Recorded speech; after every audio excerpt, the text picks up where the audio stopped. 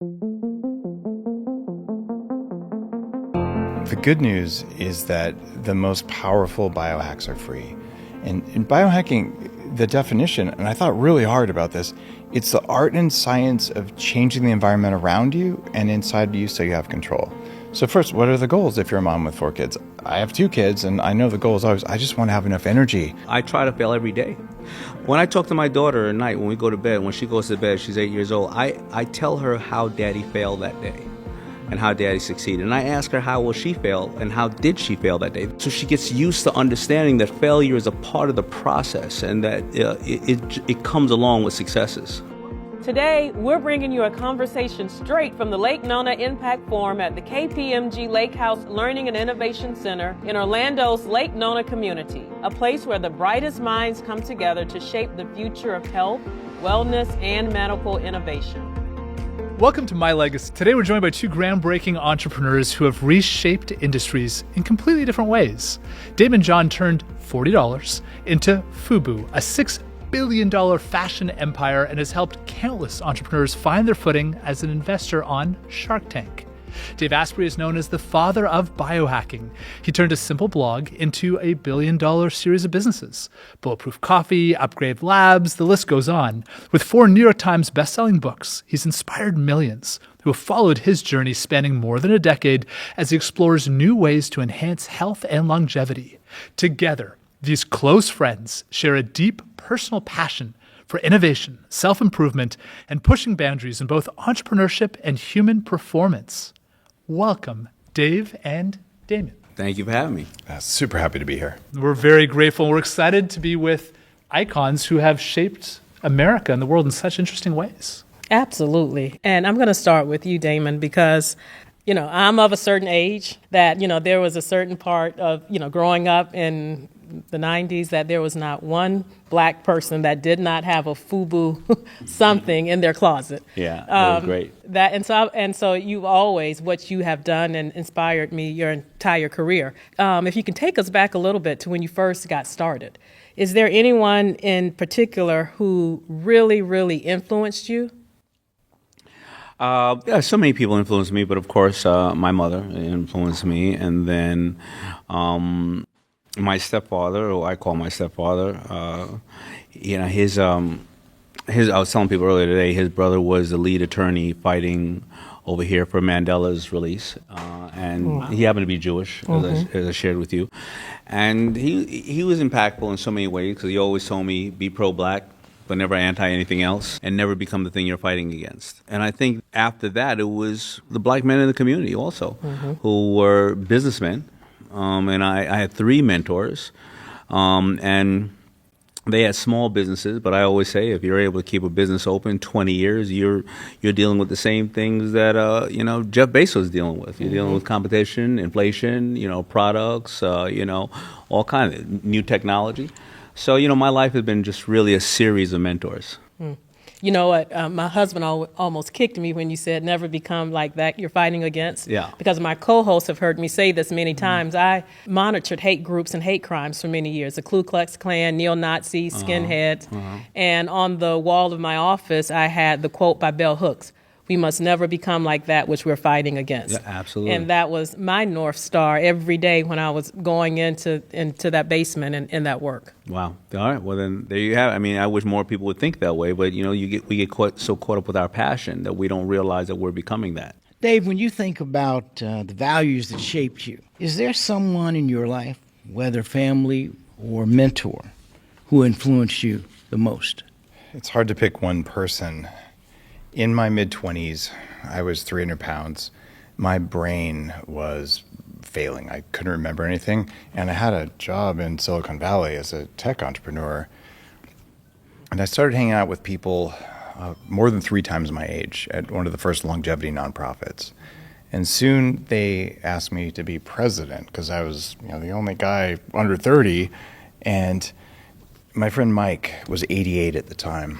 And he would call me up at 11:30 at night, just bursting with energy and ideas and enthusiasm like he was in his 20s.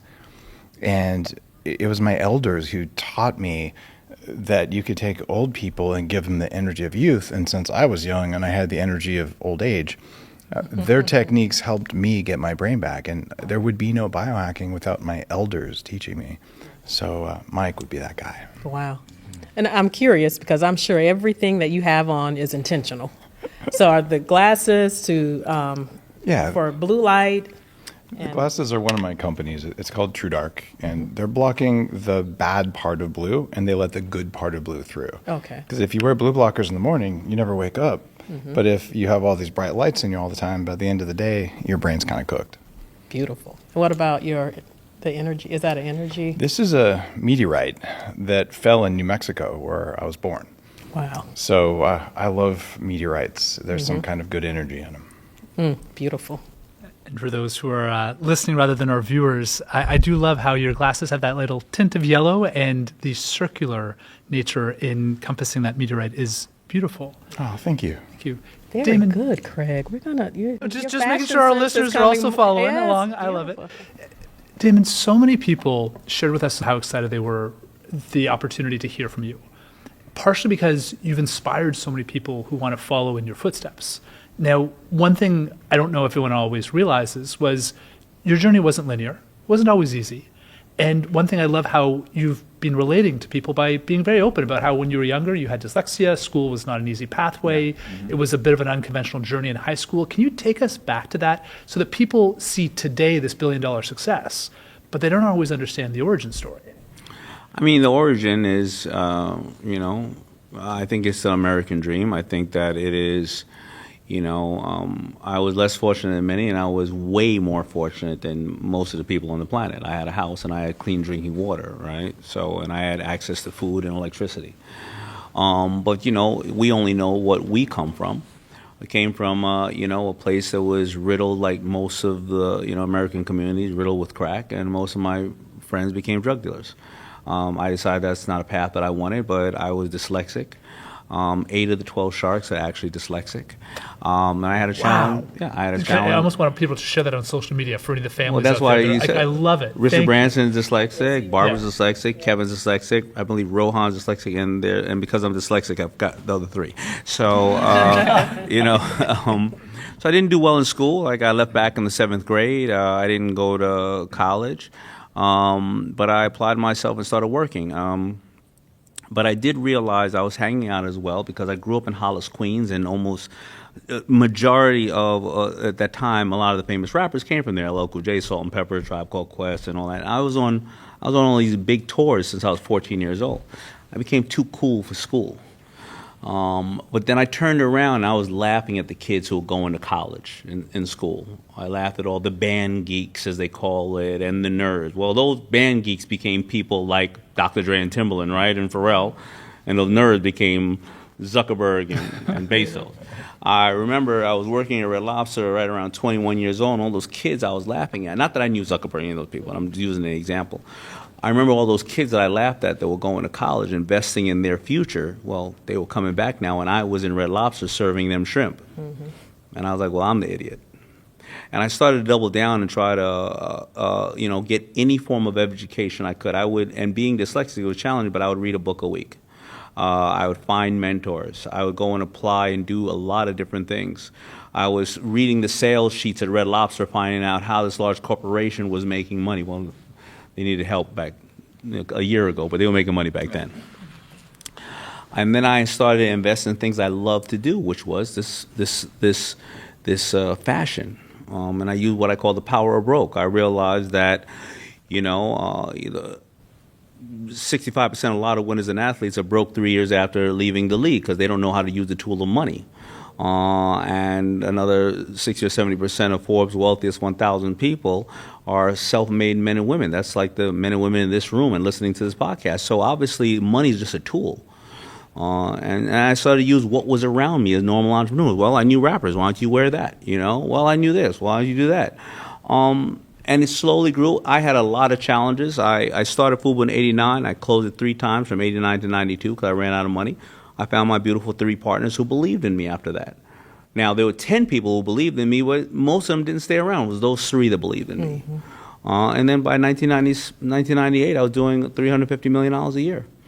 Now, that's a long story. I started in '89. In 1998, I started to get public recognition after failing 3 times. But that's the American dream. That's why when we look at people like me and all of us on Shark Tank, we all went through that process. Have you failed since then? I failed. I try to fail every day. Mm-hmm. When I talk to my daughter at night, when we go to bed, when she goes to bed, she's 8 years old, I tell her how Daddy failed that day and how Daddy succeeded. And I ask her how will she fail and how did she fail that day. They may be, I planned on doing this and I didn't get to this and I was late for a meeting, and you should never be late, because when you're late, you make the other person feel like they're not of value. And whatever the case is, so she gets used to understanding that failure is a part of the process and that it comes along with successes. The fact you do that with your daughter, I didn't know that about you. I've done that with my kids, where every night when they were little, I would say, tell me 3 things you're grateful for and tell me 1 failure you had. And I would celebrate the failure more than the things they're grateful for. So they would look at it that way. And so few parents know this. Yeah. Wow. What we do in our home are the roses and thorns. Oh. So so what was your rose for today and what was your thorn? Now our daughter is 16 years old, so she journals every night. We still have family dinners when we're together. And I just bought her this new journal where in the morning, you talk about kind of your intentions for the day, what you're grateful for. And at night before you go to bed, you do what would you change? Like what would you do things just a little bit different or better? It's a way of looking the same way at your failures or what you would do differently for your day every night before you go to bed. Yeah, self-reflection is extremely important. Yeah, absolutely. Daymond, you've seen hundreds of entrepreneurs on Shark Tank make presentations.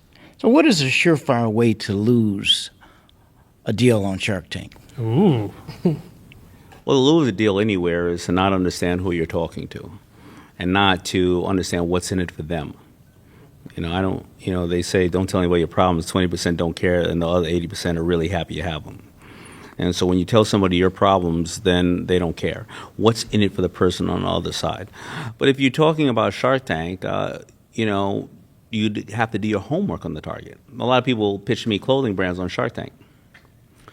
The main reason I got on Shark Tank is because I had 10 clothing brands in '07. Nobody's buying clothes when they can't pay their rent. So I wanted to diversify my portfolio, because out of my 10 clothing brands, 8 of them were dead. The last thing I want is clothing. You didn't do your homework.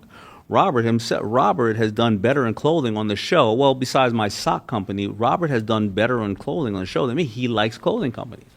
The next thing is to not know your customer. Who is your customer? Is it a person of this gender, primarily this ethnicity, who wants to pay $20 instead of $22? Where do they live? If you don't know who your customer is, I don't know who your customer is, well, then you want to use my money for tuition. And that's not going to work out. And the last one is to think that it's my job. I'm an investor. It's your business. Daymond is not a crutch. I have a day job. And if I wanted to actually put more on my day job plate, well, I would bring FUBU back in a bigger level where I own all of it. The true and the best pitch is you tell somebody a story and qualifies why there was a problem in the market, or you want to bring somebody joy. Because that's the only 2 things that you're going to ever do. You're either going to solve a problem or bring somebody joy. And if you bring somebody joy, you solve the problem. You solve the problem, you brought somebody joy. And how that train is going to leave the station no matter what. You want that investor on the train, but it's leaving the station no matter what. And then you qualify why you're the one to do that job. Whenever you have a business, you have to ask yourself 3 questions. Why me, why now, and why this? If you can't answer all 3 of those questions, well, then you're a Me Too product. Is that something that you knew instinctively, like when you started? An MBA right there, David. I know. That was amazing. And that's why I'm curious. Is this something that you knew instinctively, or is this also garnered from all of your experience? Oh, it's by far its experience. Thank God social media wasn't around up until my 30s, 35, maybe even 40s, because I look back and go, what was wrong with you?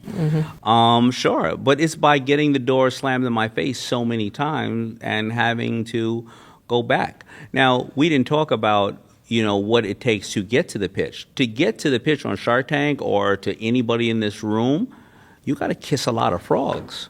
You can't take it personal. You have to, when you leave a room and, somebody says no, you have to say something like, well, did I study them accurately? Did I ask enough questions? Did I communicate it accurately? You know what? Maybe they had a bad day. Maybe they were arguing with their significant other. Maybe they don't have the vision, and even if they invested or bought it, they weren't the customer I wanted anyway. But you have to then kiss another frog. I got backed by Samsung's textile division. Does anybody know that Samsung had a textile division?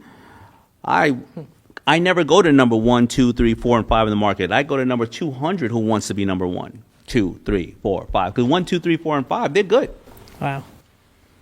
And Dave, you totally started an entire industry. Right? Yeah. Biohacking did not exist before you came along. And I believe that you actually, did you somehow start, you're the first person to sell on the internet a product? Or Way before I started biohacking. Yeah, the first product ever sold over the internet was a T-shirt that said "Caffeine, my drug of choice," and it has this molecule. I've got it tattooed on my bicep. And This is the first product ever sold on the it internet? was, yeah. Before e-commerce didn't have a name, and there wasn't a web browser yet. So this was before, actually, Marc Andreessen was making the first web browser right when I did this. That's cool. So I'm in Entrepreneur Magazine wearing a double extra large shirt. And people say, Dave, you weren't fat. I'm like, well, here's my 23-year-old fat picture in Entrepreneur Magazine. I think that one counts. And at the time, I was just trying to pay for my tuition. Right, I didn't realize that would be anything, and I was on the internet early because I'm a nerd, and I thought, man, I know the people I talk to every day, and they're into coffee, and so am I. So I'm just going to make a product, and I, in fact, one of the article in Entrepreneur Magazine, it said, if you exploit it, it's gone. I said, there's a culture. Don't just put ads up. Be a part of the community and serve your community if you're going to put something up there. But it was amazing. You created a category. Well, both of you actually created, Daymond created a category and Dave, you created a category, if you actually stop and think about it. And you took MCT oil, coffee. There was a lot of skepticism when biohacking came as an idea. That was great. Well, can I ask what gave you the drive to push through that skepticism to bring it to mainstream? Well, I was pretty sick when I was young. I had Asperger's syndrome. It's a form of autism. A lot of weird behavioral issues. Fat, had arthritis since I was 14. And when I reversed all that with what is now biohacking, my goal was I want 5 people to read my blog. And if they don't go through the hell I went through, I have done my act of service. I thought about making it a nonprofit. I didn't collect a list. I didn't do anything. I made $250,000 a year. I had stock options at a publicly traded computer security company because I'm a computer hacker. I was a pretty good one back then.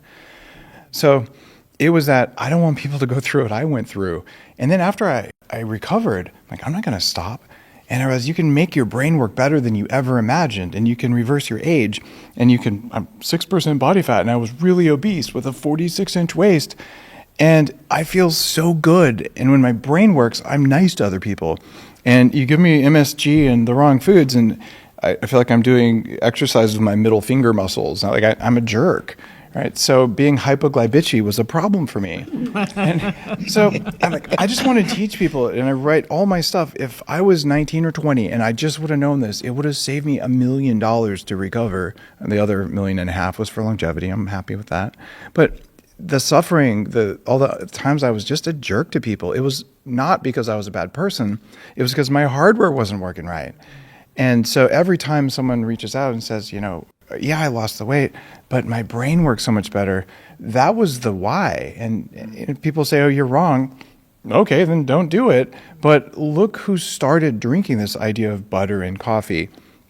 I didn't invent that. Well, I kind of did in coffee, but I was in Tibet, Mount Kailash, the holiest mountain in the world, had yak butter tea. I'm like, what does this work?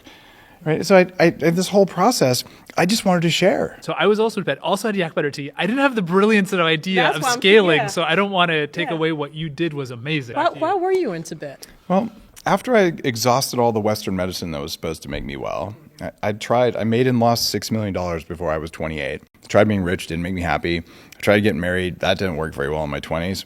Didn't make me happy. And I was in Entrepreneur Magazine when I'm 23. Being famous didn't make me happy. I'm I'm miserable. Nothing that's supposed to work works. I'm going to have to try all the stuff that I don't even believe in. So I'll learn meditation from the masters in Tibet. And I've since studied with gurus all over the world. And I would say ancient practices are as much a part of biohacking as the latest gene therapy or the True Dark glasses or anything like that. Because end of the day, once your body's working, everybody wants two things. We want to live a very long time, longer than we're supposed to, because life is so precious. And we want to be conscious. We want our brains to work. We want to be happy. So you can start by saying, I don't arthritis in my knees anymore, or I want to fix this one annoying problem. Eventually you're going to say, I'm going to have to work on becoming enlightened, whether I make it or not, and I'm going to have to work on being a good human being. And once you get that, like, man, I don't want to stop. That's why I was there. I wanted to learn from the people who studied it for 5,000 years because they probably knew something I didn't. So when you first started out, you were like your own guinea pig? You went through that process? And in going through that, what was the craziest thing that you did? Man, only one? There's a point of desperation. If you're obese and your brain is fogged out and you've tried dieting, I went to the gym 6 days a week, 90 minutes a day without fail for 18 months. At the end of that time, I had not lost 1 pound and I had not lost an inch on my waist. And I thought, maybe I'm eating too much lettuce. It's all that's left. So the exercise didn't work, and I just got really frustrated. So I said, I'm going to try the crazy stuff. One of the things I did that comes to mind, I had the worst digestive problems. You didn't want to be in a room with me after I ate. So I bought this pill from Russia. It was an electrical stimulator pill. And you swallow it, and it shocks your intestines as it goes through you every 5 seconds to make the muscles stronger. Well, it got stuck right here on my leg. And so for about 2 hours, I was kicking. And I'm like, what do I do? I'm jumping on a trampoline and all. And I do not recommend this as a biohack. That was a pretty crazy one. One of the things, though, that I often think about is that there's a certain privilege, if you will, to longevity or health. What advice would you give a single parent with 4 children that she wants to be as healthy as she can be and she wants her children healthy, but we all know it's much more expensive to eat at, I'm not going to say the name of places, versus getting a value meal at X place. So what are things that she can incorporate for the health of herself and her children? The good news is that the most powerful biohacks are free. And in biohacking, the definition, and I thought really hard about this, it's the art and science of changing the environment around you and inside you so you have control. So first, what are the goals if you're a mom with 4 kids? I have 2 kids, and I know the goal is always, I just want to have enough energy, right? And I got to make sure I put food on the table and all these things. So you look at it from that lens, and whether you gain or lose 10 pounds probably isn't your biggest goal. Of course, we all want to lose the weight, but that's not most important. It's like, can I show up right now the way my family needs me? So what are the affordable or free things? One of them is sunlight. Go outside without glasses on for 20 minutes in the morning, and it actually charges your mitochondria, and it sets you up to get better sleep at night. Number 2, turn off the lights at night, get some dimmer switches. So sunlight in the morning and darkness in the evening, and eating dinner a little bit earlier, even if it's not the best dinner. And then you look at, okay, what are the food choices I can make for the same amount of money that are better choices? And as an example, if you learn how to cook, it doesn't have to be fancy French cooking. White rice is really cheap, and it's better for you than French fries. Butter is not more expensive than many other foods on a per calorie basis. It's cheaper than vegetables. So now you're getting good fats instead of some canola oil. And so you didn't spend any more money, but you're more nourished, and your kids are not having these blood sugar swings that makes them into little monsters, right? And they say, how do I get more protein?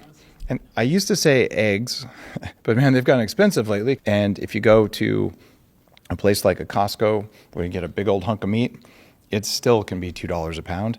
And you say, but that's a lot of work to cook it. It's not. Boil some water, throw the rice in there, chop up the meat, throw the meat in there, and add some spices. It's called soup, and it's highly nutritious, and you can do that for less than you'll spend at Mickey D's.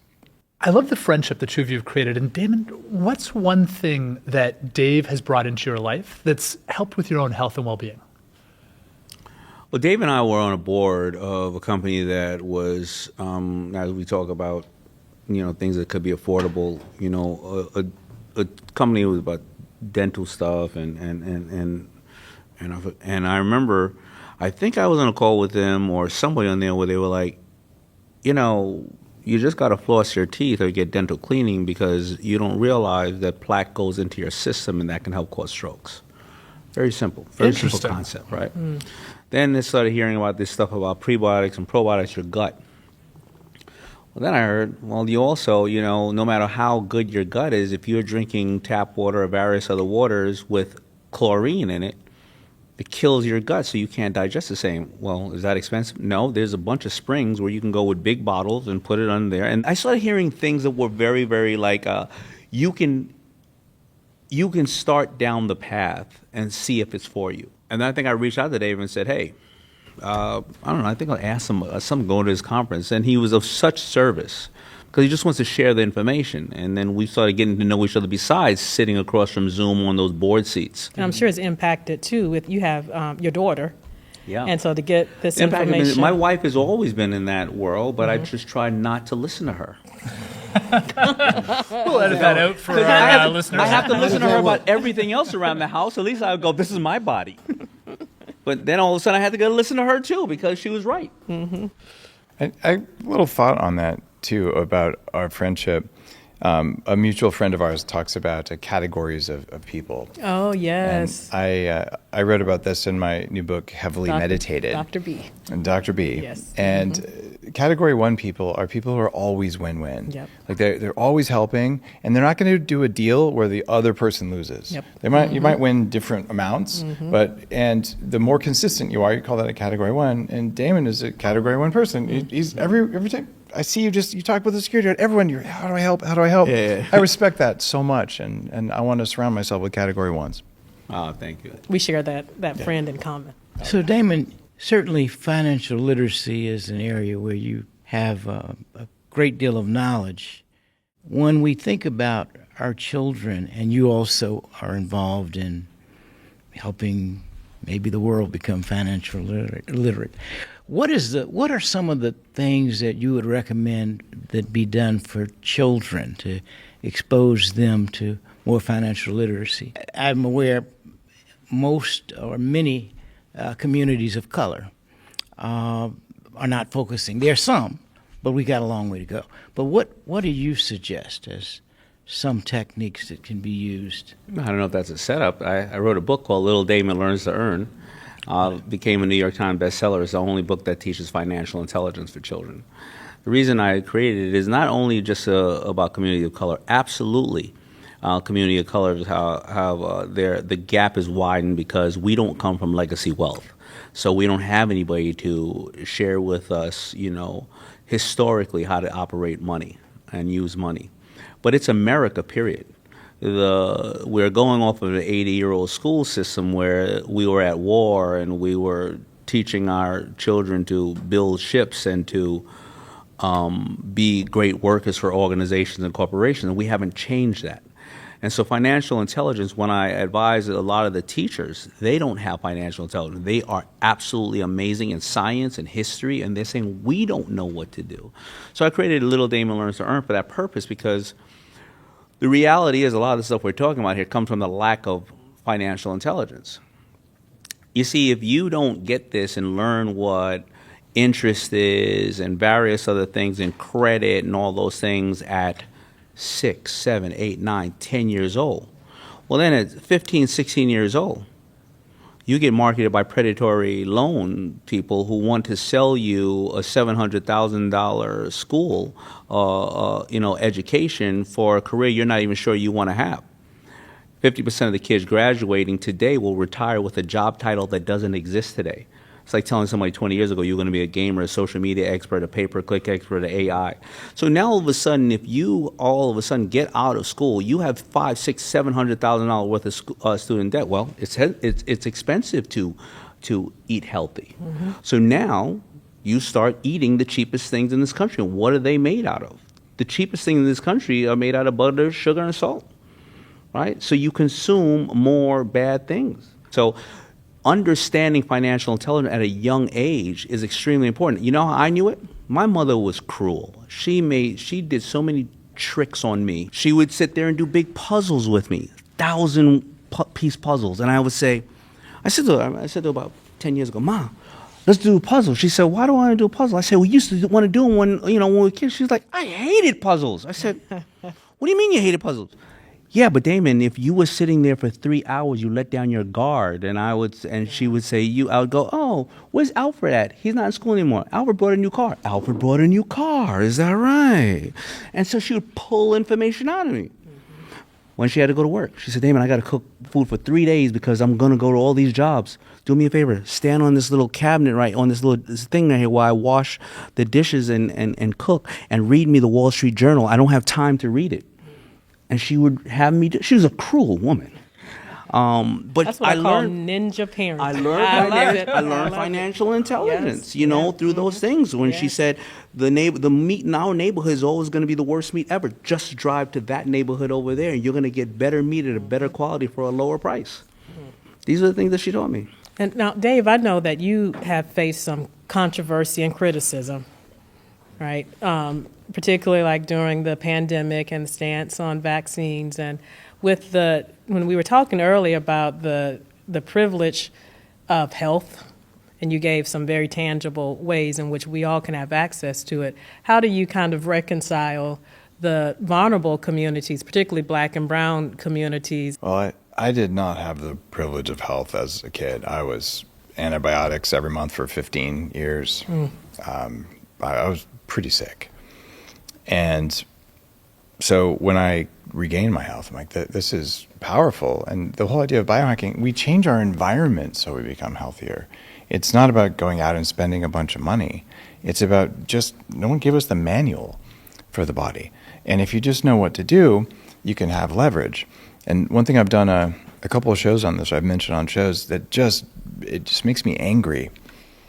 So vitamin D is a longevity supplement. It's $5 a month. It's a very, very cheap drug. And very critical, particularly for Black children.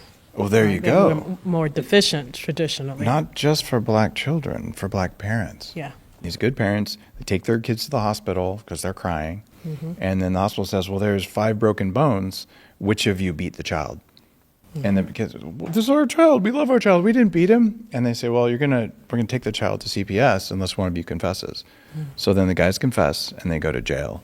And Dr. Cannell from the Vitamin D Research Institute has testified dozens of times to help get Black men out of jail for a nutrient deficiency that has nothing to do with abuse. And the more we're indoors, the less sunshine we get. I have very pale skin. I don't get enough sunshine. If my skin was darker, I would need even a bigger dose, right? So teaching that this very cheap supplement makes for better brains, less risk of diabetes, cancer, all the bad stuff, and that the darker your skin and the more north you live and the more you're indoors, the more you need. Yeah. This is cheaper than one meal at McDonald's.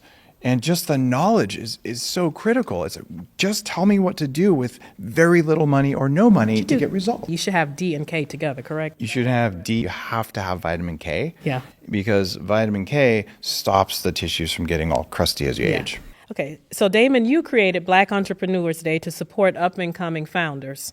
Who was one of your biggest mentors, and what was the best piece of advice they gave you for business and for life? It'll be hard, but, I think that a person named Jay Abraham, great mentor, and Dave knows him, I think that he had said to me one day, and I talked about it several times, he said, you never arrive. Every problem that you solve, you create another problem. And that became very powerful. If I become an empty nester, I've solved the problem, right? Hopefully my daughter is off living a beautiful life. Well, now I have to rekindle that relationship with my wife. All right? And once I solve that problem, well, how do I rekindle it? Where do we go and what do we start to do? Now that I solve that problem, how do we do that more? When you understand that, so whether I solve the problem of losing weight or just having more energy, how do I either lose more or gain more muscle? Maybe visually I'm losing weight from the outside, but how do I kill visceral fat on the inside? And when you go to, even in love, right? If you fall in love, how can you be of more value to your spouse, your children, your family, your God? So I think that was probably the best advice ever because, growing up, you think, I make money, I'm going to be rich, I'm done. I get a college degree, I'm guaranteed a job. I get married, it's guaranteed to be happily ever after. No, you have to work at it. You have to work at every single thing. And when you stop working, well, what's the reason to live at the end of the day? I think that's what drives me, that one statement. One of the things that I hold on to is that life is about continual expansion and fuller expression. Yeah.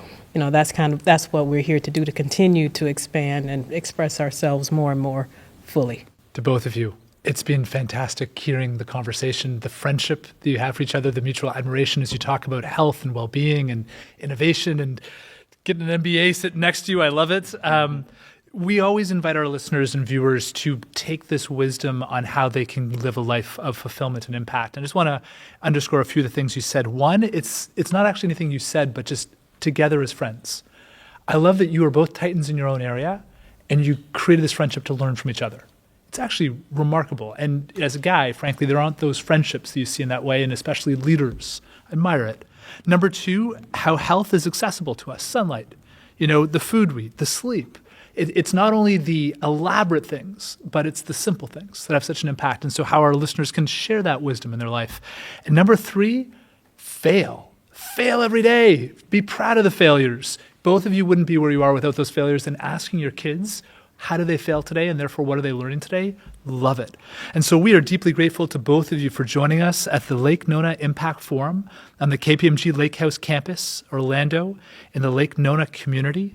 And we're especially grateful to both of you for living your legacies every day. And Craig, one thing too that I want to add is that it's interesting. We have a plus one, we have all of these wonderful conversations that we're having, and they're taking so many different forms. And I, like you, I love when you have two men because we don't see that quite enough, I think. But this also, not that either one of you lead with this, but I think it's important, particularly in this day and age, to elevate it. This is our first conversation with a black man and a white man. And I want to highlight that particularly, and it's sad that we're at a time that we still have to highlight it, but I think it is important to highlight that as well. Thank you all so very much. Thank you for joining us. If you enjoyed today's conversation, subscribe, share, and follow us at My Legacy Movement on social media. New episodes drop every Tuesday. Listen on the iHeartRadio app or wherever you get your podcasts. Until next time, may you find inspiration to live your legacy.